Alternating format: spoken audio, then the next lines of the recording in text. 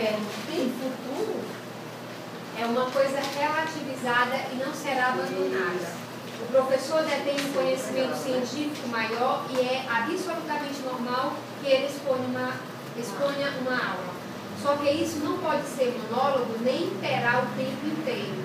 É fundamental que diferentes dinâmicas ocorram em sala de aula de acordo com o projeto pedagógico. professora, então, para finalizar, que recado a senhora deixaria para a gente e para essas pessoas que ainda não conseguiram se apaixonar pelas tecnologias? Obrigada pelo convite. A gente vai ter calor, né, professora? Já vai desligar as câmeras? Já, a senhora agora fica mais à vontade. Eu agradeço mais uma vez o convite de vocês.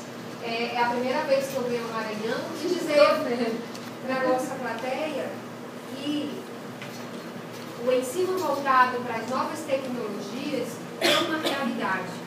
E a gente precisa estar buscando essa ferramenta de atuação, principalmente para aquelas pessoas que estão em sala de aula.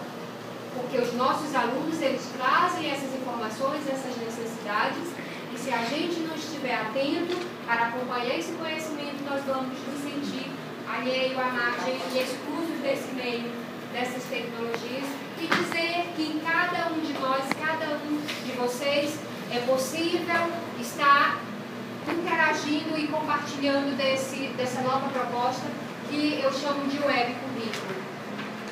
Então, atentem para as suas necessidades, para as suas curiosidades e vão em busca dessa tecnologia que está aí a todo momento à nossa cara e que é possível, sim, estar interagindo, compartilhando e aprendendo cada vez mais. Nós agradecemos.